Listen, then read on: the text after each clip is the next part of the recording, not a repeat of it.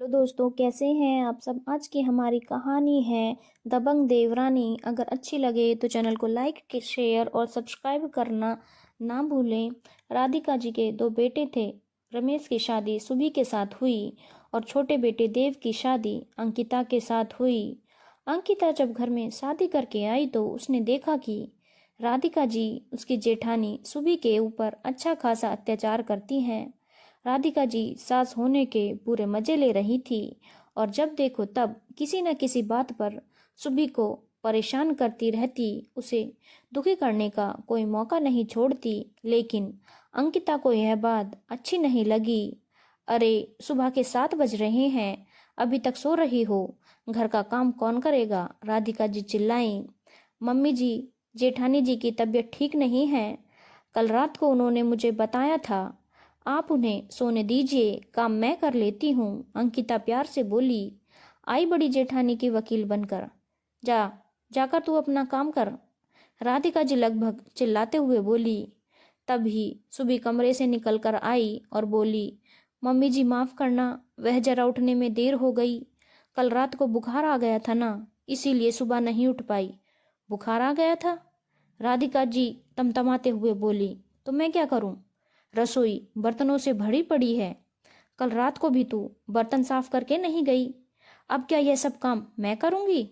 नहीं नहीं मम्मी जी, मुझसे बहुत बड़ी गलती हो गई, मैं अभी सारा काम कर देती हूँ, सुभी ने माफी मांगते हुए कहा। भाभी, आपको बर्तन मांजने की कोई जरूरत नहीं है। कल रात को आपको बुखार था, अभी भी तबीयत खराब है आपकी, आप आराम करो। तभी अंकिता बोली, तो कौन साफ करेगा बर्तन, तुम करोगी क्या? मम्मी जी, आप भी अच्छी तरह से जानती हो, मुझे तो ऑफिस जाना है और मैं यहाँ सारे काम नहीं कर सकती। तो फिर ज़्यादा बहस मत करो, जाओ चुपचाप सुबी को सारा काम करने दो। राधिका जी चिल्लाकर बोली। सुबी, जल्दी से बर्तन साफ कर, और आज पूरा बाथरूम कपड़ों से भरा पड़ा है, वह भी तुझे ही धोने हैं।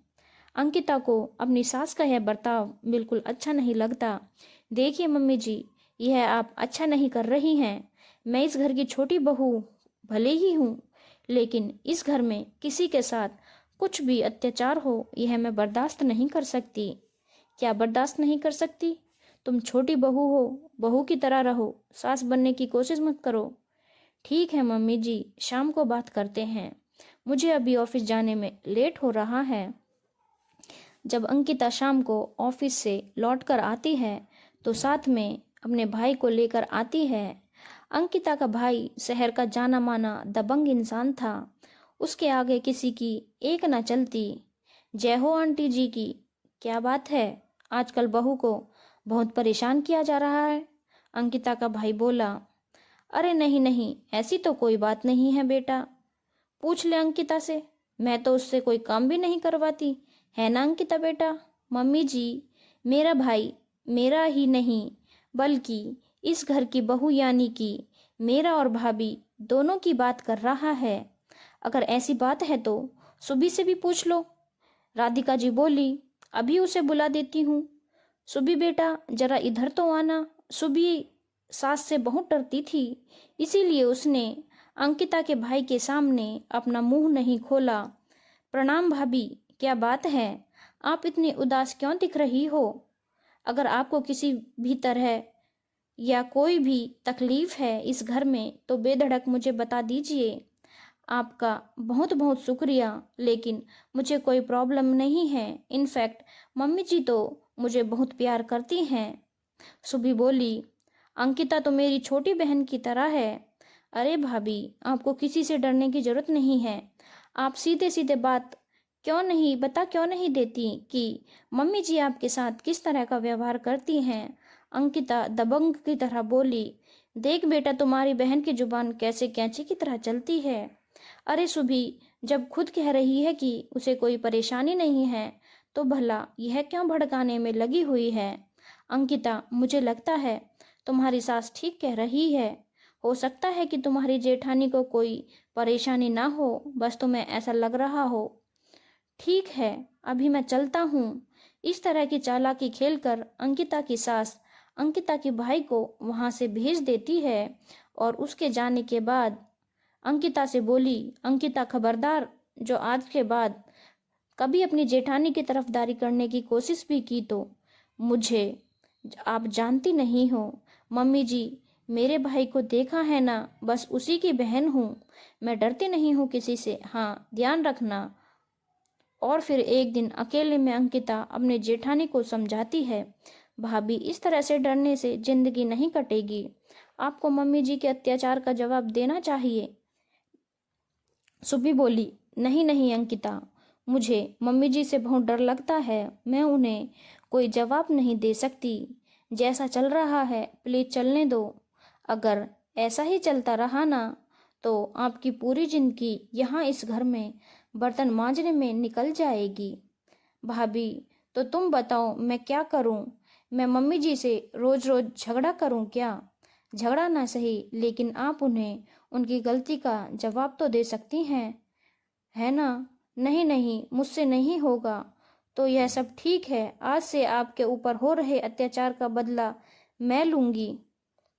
अगले दिन फिर सुबह, तुझे एक बार समझ में नहीं आता क्या? मैंने कहा था पूरी छत को झाड़ू और धुलाई करके आ जाना, चल जा जल्दी।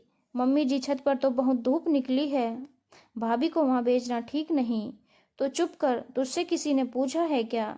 तभी अंकिता अपने कुर्ते की जेब से एक नकली गन निकालती है और उसे हवा में लहराते हुए कहती है, वैसे तो मुझे किसी ने कुछ नहीं कहा, लेकिन कल जाते जाते मेरा भाई मुझे यह तमंचा दे गया था, कह रहा था कि मैं इतना दबंग हूँ तो मेरी बहन थोड़ी तो दबंग होनी ही चाहिए। क्या मम्मी जी, आपका क्या ख्याल है? सुबी, अरे रहने दे बेटा, छत की धुलाई करके क्या करेगी, कल फिर गंदी हो जाएगी, तू एक काम कर, घर का झाड़ू पोछा कर ले जा।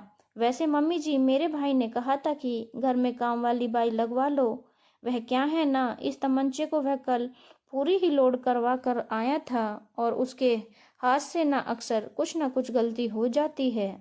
अगर उसकी खबर भी चली कि मैं यहाँ अपने ससुराल में झाड़ू पोछा करती हूँ तो सुबह, बेटा कुछ दिनों से तेरी तबीयत खराब है ना, तू एक काम कर, अपने कमरे में जाकर आराम कर। यह हुई ना बात मम्मी जी, चलिए इसी बात पर आपके लिए गर्मा गर्म चाय बनाकर लाती हूँ। कुछ देर बाद अंकिता सुबह के कमरे में आती है। यह क्या अंकिता, तुमने तो मम्मी जी को अपनी बंदूक से बिल्कुल डरा दिया, और तुम्हारे पास यह बंदूक कहाँ से आई? भाभी, इंसान को थोड़ी सी हिम्मत दिखानी चाहिए, आप जानते हैं यह नकली है, लेकिन मेरे अंदर जो हिम्मत है वह बिल्कुल असली है। ठीक कहती हो तुम, थोड़ी सी हिम्मत तो मुझे भी करनी होगी। कल मम्मी जी आपसे कुछ भी कहेंगी ना तो आपकी तरफदारी नहीं करूंगी, आप एक बार में उन्हें अच्छी तरह से जवाब दे देना, फिर देखना वह भी आपको कभी परेशान नहीं करेंगी। और फिर अगले दिन सुबह, जा मंडी जाकर सब्जी ले आ। लेकिन मम्मी जी, अभी तो दोपहर के 12 बजे हैं, बाहर बहुत गर्मी है, शाम को जाकर ले आऊंगी। क्या मोम की बनी है जो पिघल जाएगी? जो मैंने कहा है वह कर, जाकर चुपचाप। मैंने कहा ना, मैं सब्जी लेने नहीं जाऊंगी। सुबी बोली, अभी बहुत तेज गर्मी है, इतनी तेज धूप में जाना मेरे बस की बात नहीं। सुबी का जवाब सुनकर राधिका जी डर जाती हैं। अच्छा अच्छा ठीक है, शाम को सब्जी ले आना, आंखें क्यों दिखा रही है? मम्मी जी, थोड़ा दबंग तो होना ही पड़ेगा, मुझे मेरी जिंदगी हो गई है आपके ताने सुनते सुनते। आज के बाद अगर आपने मुझे कुछ भी उल्टा सीधा कहा तो मुझसे बुरा कोई नहीं होगा। यह क्या हो गया, बड़ी मुश्किल से एक बहू को काबू में करके रखा था, लेकिन इसकी दबंग देवरानी तो इसके भी तेवर बदल दिए हैं। उस दिन के बाद से राधिका जी ने अपनी बहू से तरीके से बात करना सीख लिया।